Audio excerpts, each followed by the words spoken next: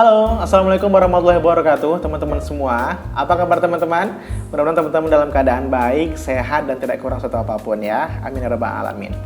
Nah teman-teman, kali ini aku tuh lagi nge-browsing ya teman-teman ya, tentang beberapa hal yang menurut aku ini penting juga kita bahas di dunia arsitektur. Karena ini menyangkut tentang bagaimana kita berpraktek atau bagaimana kita berprofesi sebagai arsitek di Indonesia teman-teman. Nah, hal ini tuh menyangkut tentang STRA. Mungkin beberapa teman-teman yang di arsitektur atau yang berprofesi sebagai arsitek udah pernah dengar tentang STRA ini, yaitu tentang surat tanda registrasi arsitek. Dan ini menjadi hal yang sangat penting dan urgent banget kita bahas teman-teman, karena banyak banget di luar sana arsitek-arsitek atau calon-calon arsitek yang belum paham atau belum pernah mengenal tentang kewajiban STRA ini teman-teman. Nah, di sini aku bakal coba bahas teman-teman. Aku sudah membuka salah satu web ya di Google, yaitu di dewanarsitek.id, dan itu membahas tentang arsitek yang wajib memiliki STRA. Dan penjelasan ini langsung diberikan oleh Dewan Arsitek Indonesia teman-teman. Mungkin teman-teman juga udah tahu Dewan Arsitek Indonesia itu apa.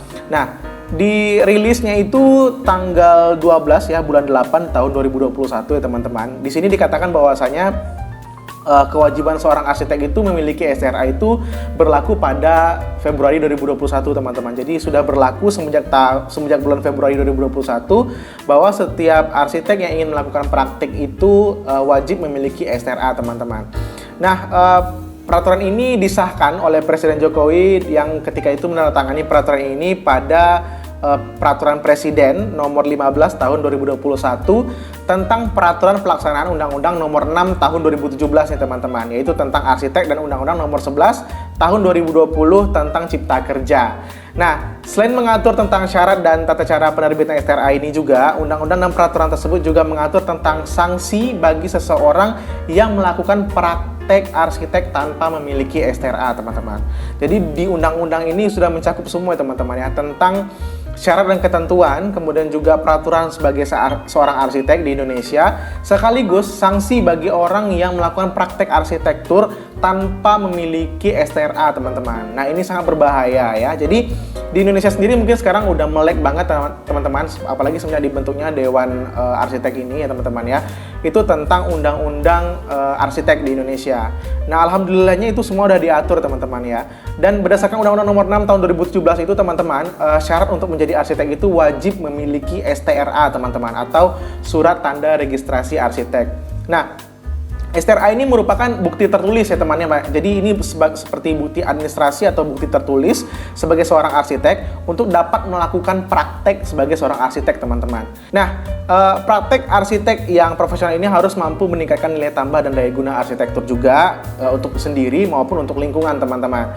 Jadi ini juga sekaligus membantu pemerintah ya teman-teman ya, untuk memfasilitasi tertib pembangunan nih melalui perencanaannya. Jadi nggak sembarang gitu teman-teman. Jadi ketika kita mendesain itu pasti sudah ada tolak ukurnya, sudah ada beberapa pertimbangan-pertimbangan yang sekaligus juga membantu pemerintah dalam memfasilitasi tertib pembangunan di Indonesia teman-teman.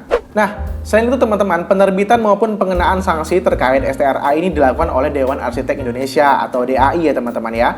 DAI sendiri itu dikukuhkan oleh Menteri Pekerjaan Umum dan Perumahan Rakyat atau PUPR, Bapak Basuki Hadimulyono pada 3 Desember 2020. Nah, penerbitan STRA ini sendiri teman-teman itu tersedia dua pilihan jalur teman-teman, yaitu jalur pendidikan profesi dan jalur rekognisi pembelajaran lampau atau RPL ya. Yang dimaksud dengan jalur pendidikan arsitektur adalah kandidat arsitek itu setelah lulus jadi pendidikan formal arsitektur selama 4 tahun atau 5 tahun, mengikuti pendidikan profesi selama 1 tahun ya. Lalu mengikuti magang paling singkat selama 2 tahun. Nah, ini sering banget aku bahas di video-video aku teman-teman. Lalu setelah itu melalui tahapan tersebut, kandidat arsitek harus melengkapi aplikasi dan administrasi STRA serta melampirkan sertifikat lulus uji kompetensi arsitek. Nah, ini yang pernah aku maksud teman-teman. Uji kompetensi ini yang pernah aku maksud di video-video aku sebelumnya ya teman-teman ya. Dan sedangkan ini maksud dengan jalur rekognisi pembelajaran lampau atau RPL itu adalah kandidat arsitek yang telah memiliki pengalaman kerja praktek arsitektur minimal selama 10 tahun dapat mengikuti uji kompetensi arsitek. Nah, berarti kalau teman-teman yang udah punya pengalaman atau jam terbang selama 10 tahun atau lebih ya, itu dapat langsung mengikuti ujian kompetensi arsitek. Nah, kandidat arsitek yang melalui jalur RPL juga harus melengkapi aplikasi dan administrasi STRA serta melampirkan sertifikat lulus uji kompetensi arsiteknya. Uji kompetensi dilakukan sesuai standar kompetensi arsitek dan ketentuan peraturan perundang-undangan. Nah, masa berlaku STRA ini adalah 5 tahun teman-teman dan dapat diperpanjang dengan melakukan registrasi ulang untuk jangka 5 tahun ke depan. Hal tersebut merujuk pada pasal 31 Peraturan Pemerintah Nomor 15 Tahun 2021 tentang Peraturan Pelaksanaan Undang-Undang Nomor 6 Tahun 2017 tentang Arsitek serta Peraturan Dewan Arsitek Indonesia Nomor 2 Tahun 2021 tentang Surat Tanda Registrasi Arsitek atau STRA ini teman-teman.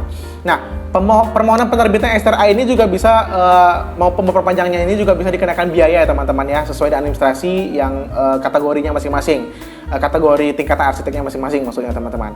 Nah, untuk memperpanjang STRA sendiri teman-teman, permohonan wajib melengkapi aplikasi dan administrasi STRA serta memenuhi kewajiban pendidikan keprofesian berkelanjutan atau PKB. Ini banyak banget nih teman-teman yang harus dipenuhi juga administrasinya ya.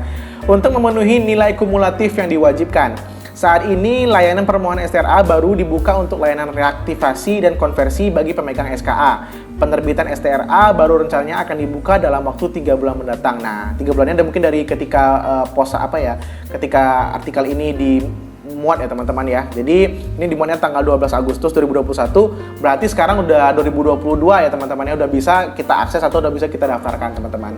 Nah, untuk lebih jelasnya lagi teman-teman tentang surat, tentang undang-undang dan segala macam ini, teman-teman mungkin bisa buka di websitenya iai-jakarta.org atau /member pro STRA ya, itu nanti aku akan juga kasih linknya di deskripsi.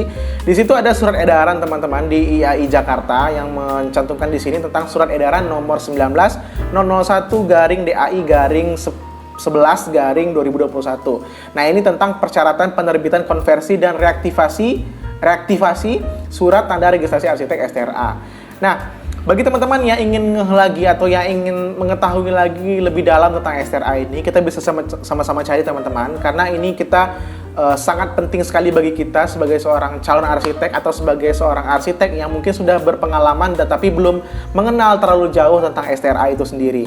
Karena di Indonesia sekarang peraturan tentang arsitek itu sudah dibentuk teman-teman. Jadi kita tidak bisa semena-mena ya, kita tidak bisa sembarangan juga mendesain, tidak bisa sembarangan juga menentukan biaya atau fee sendiri dan segala macamnya. Nah, di sini sudah tercantum semua teman-teman tentang surat-surat atau surat tanda registrasi arsitek ini teman-teman, atau yang kita sebut dengan STRA. Jadi ini merupakan perhatian penting teman-teman, harus kita perhatikan juga dan jangan sampai kelewatan. Oke? Oke teman-teman, itu aja mungkin video aku kali ini. Terima kasih untuk teman-teman yang sudah mendengarkan, dan mudah-mudahan kita bisa berdiskusi lagi ke depannya teman-teman tentang hal-hal yang lainnya atau tentang peraturan-peraturan baru di Indonesia mengenai arsitektur ya teman-teman ya. Thank you so much for watching teman-teman. Sampai ketemu di video aku selanjutnya dan keep positive, smart, and kreatif. Assalamualaikum warahmatullahi wabarakatuh. Dah.